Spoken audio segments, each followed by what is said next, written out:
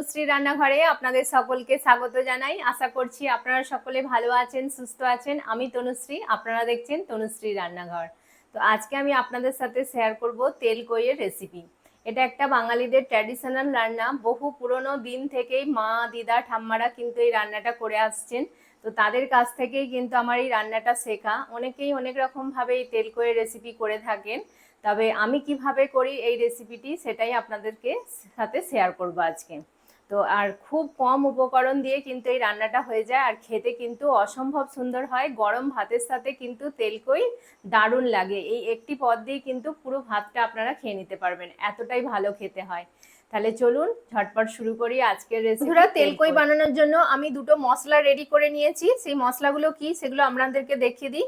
এখানে দেখুন আমি পেঁয়াজ বাটা নিয়েছি, একটা মিডিয়াম সাইজের পেঁয়াজকে কিন্তু বেটে নিয়েছি। এখানে কিন্তু খুব বেশি মশলার পরিমাণ দিলে হবে না, মানে খুবই অল্প পরিমাণে দিতে হবে, সেই জন্য আমি একটা মিডিয়াম সাইজের পেঁয়াজকে বেটে নিয়েছি।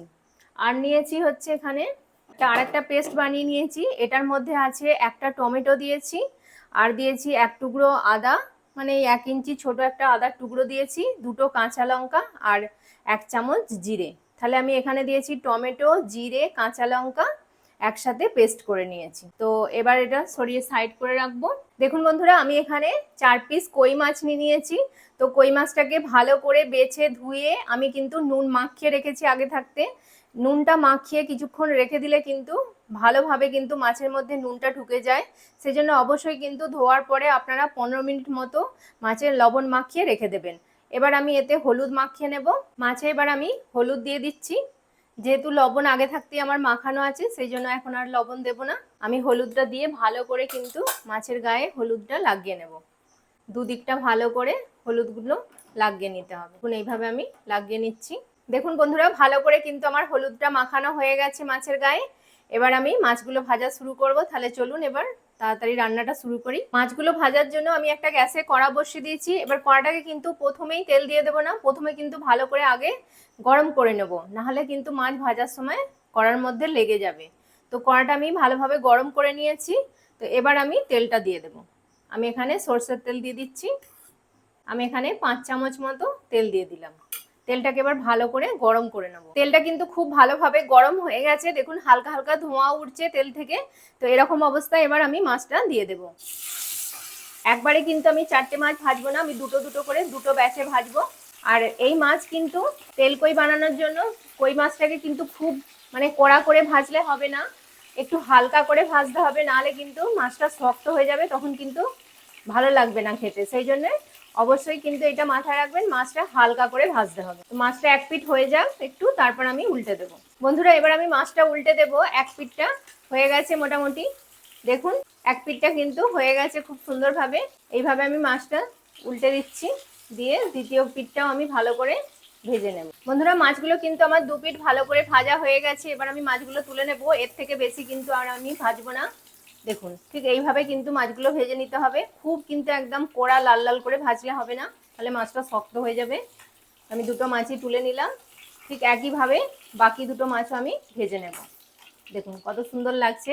তো এবার বাকি মাছগুলো ভেজে নেব। দেখুন সব মাছগুলো ভাজা হয়ে গেছে। এবার বাকি প্রসেসটা শুরু করব গ্রেভির জন্য। কড়াই আমি আর কিছুটা তেল দিয়ে দেবো, যেহেতু তেল কই এখানে একটু তেলের পরিমাণটা বেশিই লাগবে।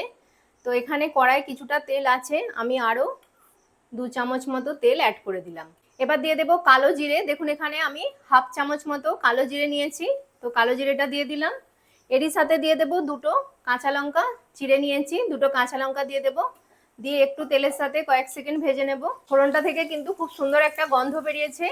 তো এবার আমি যে পেঁয়াজ বাটাটা আছে পেঁয়াজ বাটাটা দিয়ে দেবো। পেঁয়াজ বাটাটা দেবার পর একটু ছিটকাতে পারে, যেহেতু পেঁয়াজের রসটা জল ভাব আছে, সেই জন্য তো আমি একটু লবণ দিয়ে দেবো, তাহলে আর কিন্তু ছিটকাবে না। আমি স্বাদ অনুযায়ী লবণ দিয়ে দিচ্ছি। লবণটা দিয়ে এবার ভালো করে আমি তেলের সাথে পেঁয়াজটাকে একটু মিশিয়ে নিয়ে একটু কষিয়ে নেব, যাতে পেঁয়াজের কাঁচা গন্ধটা চলে যায়, পেঁয়াজটা একটু ভাজা ভাজা হয়ে যায়। পেঁয়াজটা আমার ভালোভাবে ভাজা হয়ে গেছে, খুব সুন্দর কিন্তু একটা গন্ধ বেরিয়েছে। তো এবার আমি যে পেস্টটা বানিয়ে রেখেছিলাম টমেটো, আদা, কাঁচা লঙ্কা আর জিরে, এই পেস্টটা এবার দিয়ে দেবো। এবার ভালো করে তেলের সাথে মিশিয়ে নেব, নিয়ে একটু কষিয়ে নেব ভালো করে, যাতে টমেটোটা ভালোভাবে কষে যায়, কারণ টমেটোর একটা কাঁচা গন্ধ থাকে। অবশ্যই কিন্তু মশলাটাকে একটু ভালো করে কষাতে হবে, নাহলে কিন্তু একটা কাঁচা গন্ধ ছাড়বে, খেতে ভালো লাগবে না, যেহেতু এতে টমেটো আছে, আদা আছে, সেই জন্য অবশ্যই একটু ভালো করে কষিয়ে নিতে হবে। মশলাটা কিন্তু আমার অনেকটাই কষানো হয়ে গেছে। এবার আমি কিছু গুঁড়ো মশলা অ্যাড করে দেবো। তাতে কি হবে, পুরো মশলাটা কষাতে কষাতে কিন্তু এই গুঁড়ো মশলাগুলো ভালোভাবে কষানো হয়ে যাবে। সেই জন্য অর্ধেকটা কষানোর পর কিন্তু গুঁড়ো মশলাগুলো অ্যাড করে দিতে হবে।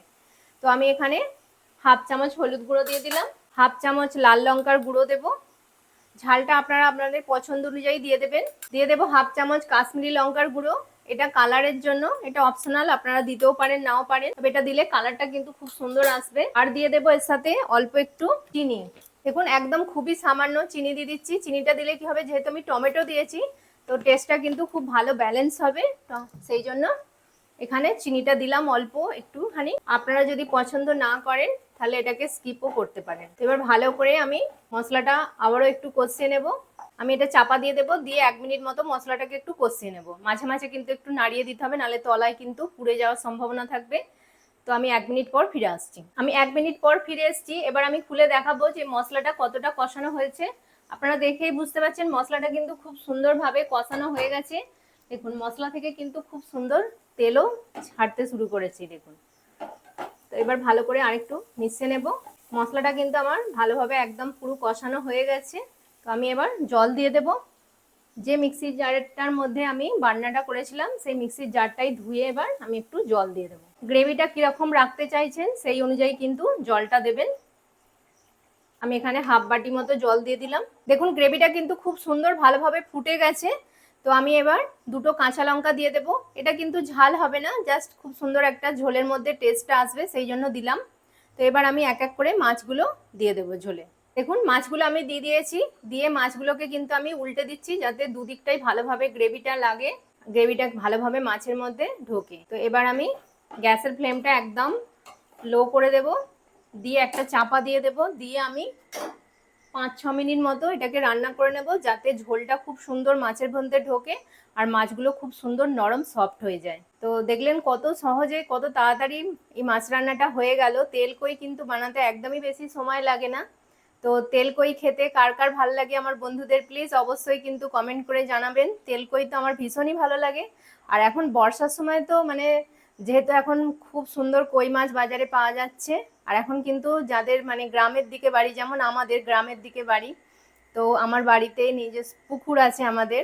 তো এই মাছটা কিন্তু আমি বাজার থেকে কিনে নিই, মানে পুকুর থেকে। কালকে যেহেতু প্রচুর বৃষ্টি হয়েছে, তো বৃষ্টিতে কিন্তু এই মাছটা সন্ধ্যাবেলা কিন্তু উঠেছে পুকুর থেকে, অনেকগুলোই মাছ উঠেছিল। আমি ধরেছি, আমার মানে এক বড় মা ধরেছে।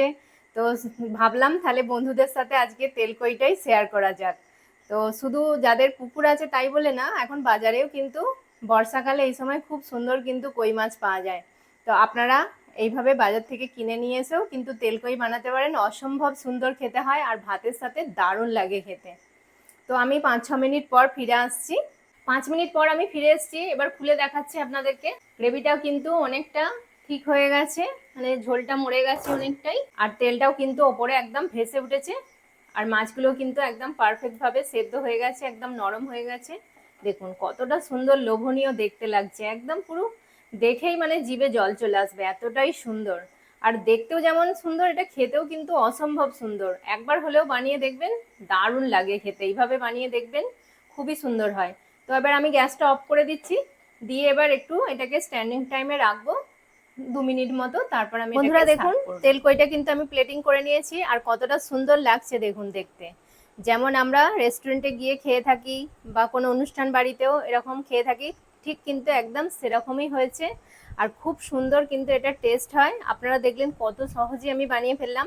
তো আশা করব আজকের রেসিপিটি আপনাদের ভীষণই ভালো লেগেছে। আর যদি ভালো লেগে থাকে অবশ্যই কিন্তু লাইক শেয়ার কমেন্ট করতে ভুলবেন না। আর তনুশ্রী রান্নাঘর চ্যানেলটিকে সাবস্ক্রাইব করে অবশ্যই কিন্তু আমার পাশে থাকবেন। আর আপনার বন্ধু বান্ধবদের মধ্যে অবশ্যই কিন্তু এটা একটু বেশি বেশি করে শেয়ার করে দেবেন। ততক্ষণ আপনারা ভালো থাকবেন, সুস্থ থাকবেন। আপনাদের সাথে দেখা হবে আবার একটি নতুন রান্নার ভিডিওতে। নমস্কার, টাটা।